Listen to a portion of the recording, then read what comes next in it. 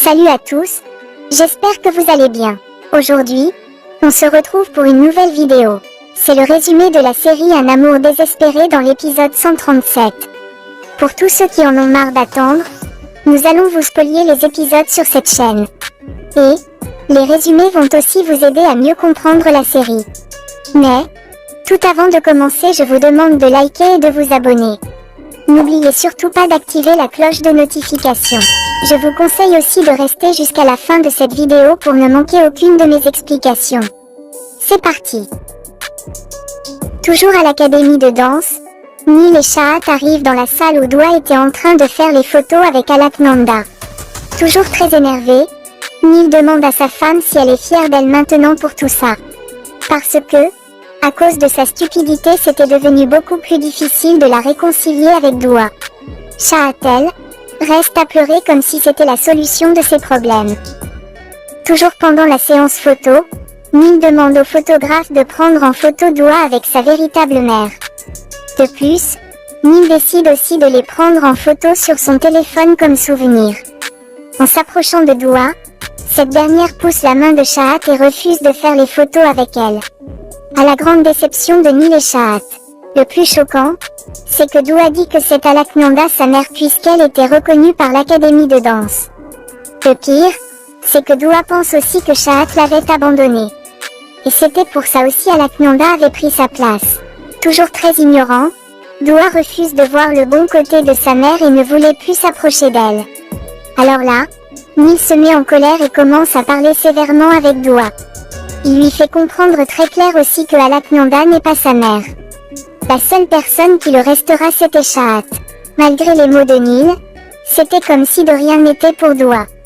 Et elle était aveuglée par sa haine pour sa mère. Embarrassée, Chahat court et quitte tout de suite les lieux.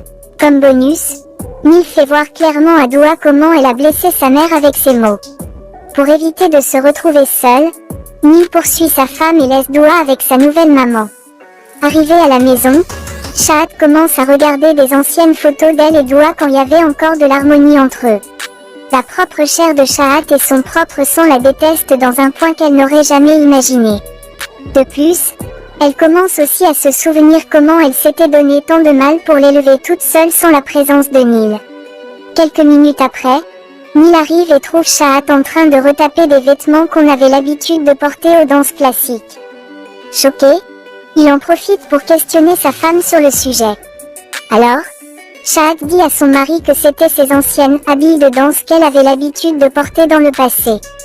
La parole qui va couper le souffle de Neil, c'est le fait d'apprendre que Chahat était en train de retaper les vêtements pour être à la taille de Alaknanda. Puisque c'est elle la partenaire de Dua, Chahat ne trouve pas l'intérêt de garder les habits pour elle.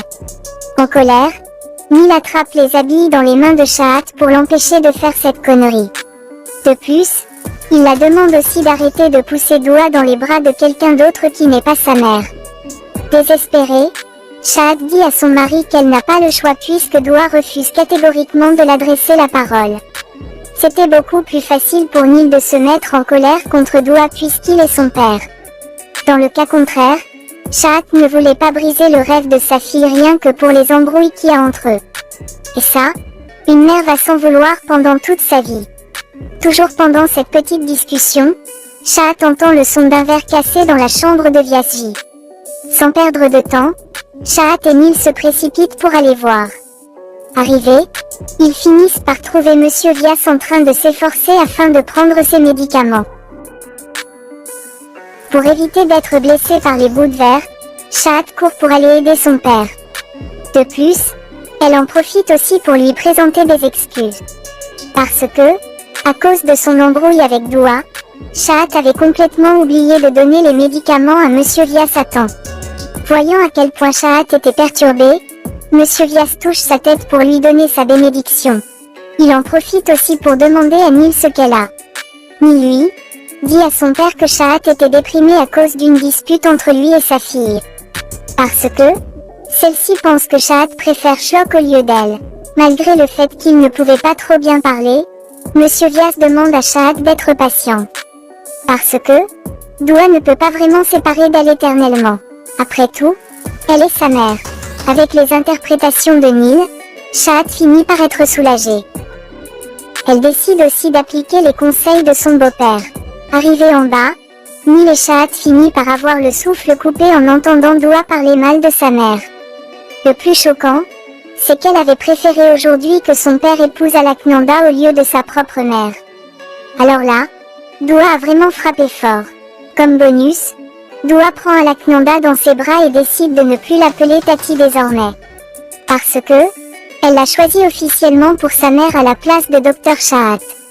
Ne pouvait plus supporter, Neil commence à péter un câble. De plus, il commence aussi à parler vraiment très sévère avec Dua. Et c'était hors de question pour Neil de laisser Dua appeler Alka maman au lieu de Shahat. Pour retourner la situation, Neil gronde sa fille et la demande de s'excuser auprès de Shahat. Mais, hélas, Dua refuse de demander pardon à sa mère, à la grande déception de Neil. Le pire dans cette histoire, c'est qu'on avait l'impression que Dua était trop gâtée pour écouter ses aînés. Finalement, Neil commence à lui infliger des punitions. À partir de maintenant, Dua n'avait plus aucun accès à la télévision, à des crèmes glacées, et aussi à des hamburgers. Le plus choquant pour elle, c'est que Neil attrape sur le champ une crème glacée dans sa main pour aller la jeter dehors. Pour cette fois, même Shahat n'a pas pu calmer son mari. Attristée, Dua pleure et demande à Alaknanda de dire quelque chose. Mais, hélas, Alaknanda ne pouvait rien y faire. Après tout, elle n'est pas vraiment la mère des enfants de Neil comme Alec le prétend.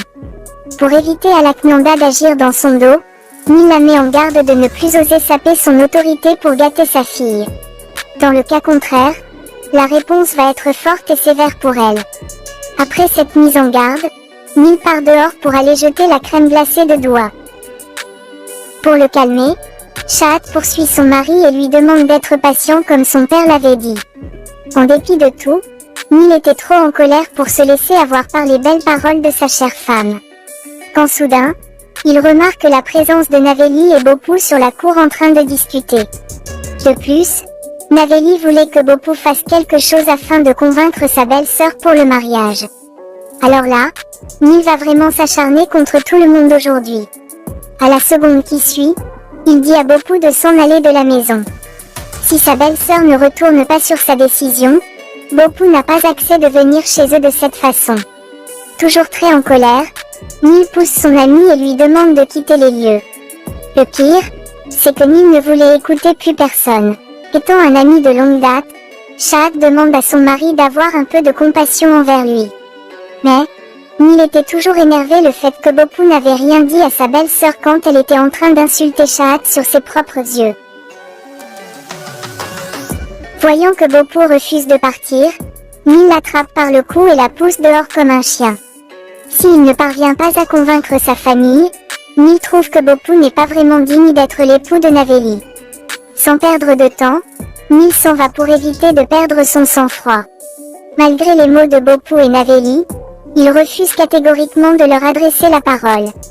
Voyant tout ça, Shahat demande à Bopou de laisser un peu de temps à Neil puisqu'il était très en colère.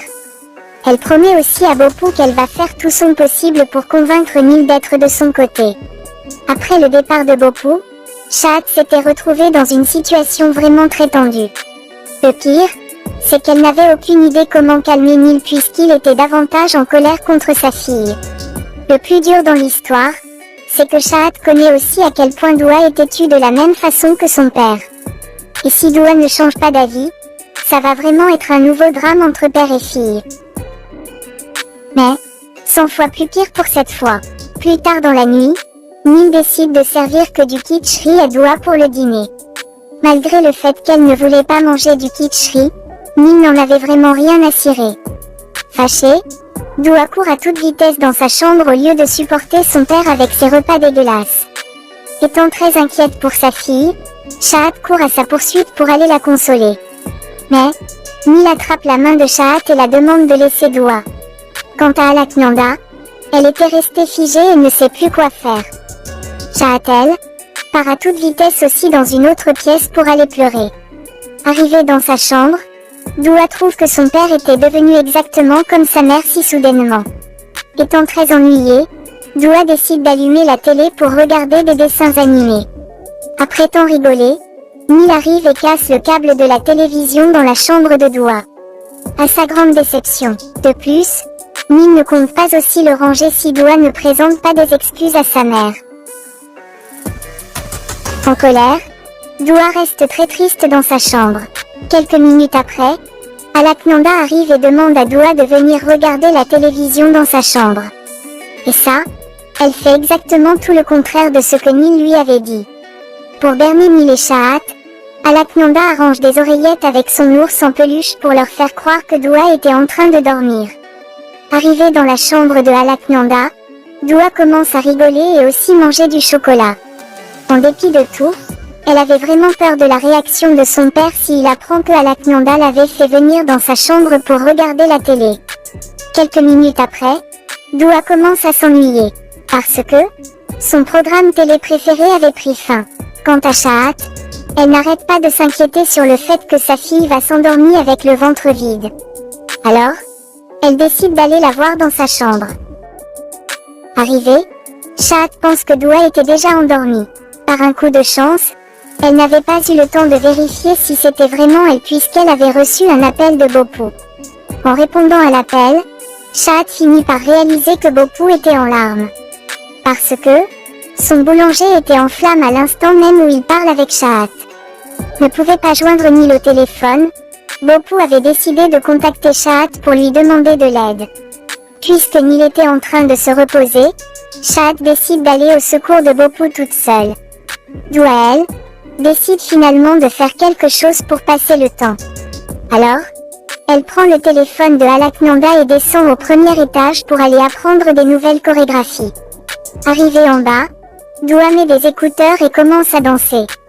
Quelques minutes après, Monsieur Vyas arrive et trouve Doua en train de danser. Je ne sais pas pourquoi, mais Vyasji a toujours le sourire aux lèvres en regardant sa petite fille. Voyant la présence de Vyasji, Doua prend sa main pour lui tenir compagnie. Sachant que Vyasji aime énormément la musique classique, Doua lui donne un écouteur pour partager la musique avec lui. En dansant, Doua prend aussi la main de son grand-père pour danser avec lui. Et ça, malgré le fait que Monsieur Vyas ne pouvait pas très bien bouger. Puisqu'il n'arrivait pas aussi à dormir, Doua pense que c'était à cause du chocolat. Après la chorégraphie de Doua, elle commence à avoir faim. Alors, elle emmène Vyasji avec elle pour aller chercher quelques trucs à manger dans la cuisine. Vyasji, lui, suit Doua à l'aveugle dans ses plans. Arrivée dans la cuisine, Doua n'arrive pas à trouver grand-chose à manger. Voyant qu'il y avait du lait, elle décide tout simplement d'en prendre afin de boire. Mais, il y avait un problème. Doua ne pouvait pas le réchauffer sans la permission des grands. Puisque c'était comme ça, la petite Doua met tout simplement le lait au micro-ondes pour le réchauffer. À force de mettre le micro-ondes à 700 degrés, ça commence à s'enflammer. Alors là, Doua commence à se paniquer. Le pire, c'est que Vyasji était resté complètement figé et ne pouvait rien y faire. Toujours dans le pétrin, Doua ne pouvait pas crier à l'aide. Parce que, on va lui passer un savon si ses parents apprennent qu'elle est responsable de ce désastre. Au même moment, Doua remarque la présence de sa mère en train de rentrer dans la maison. Ne pouvait pas prendre le risque de se faire gronder, Doua court pour aller cacher sous la table. Encore plus choquant, c'est qu'elle laisse Vyasji devant le micro-ondes comme si c'était lui le responsable. Quand soudain, Chahat remarque la présence de Vyasji devant le four à micro-ondes en train de s'enflammer. Dans une action instinctive, Chahat attrape le grand prêtre pour l'empêcher de se faire exploser avec le micro-ondes. Si vous partagez mon avis, dis-le-moi dans l'espace commentaire. Et c'est ouvert à tout le monde. N'hésitez surtout pas de commenter la vidéo.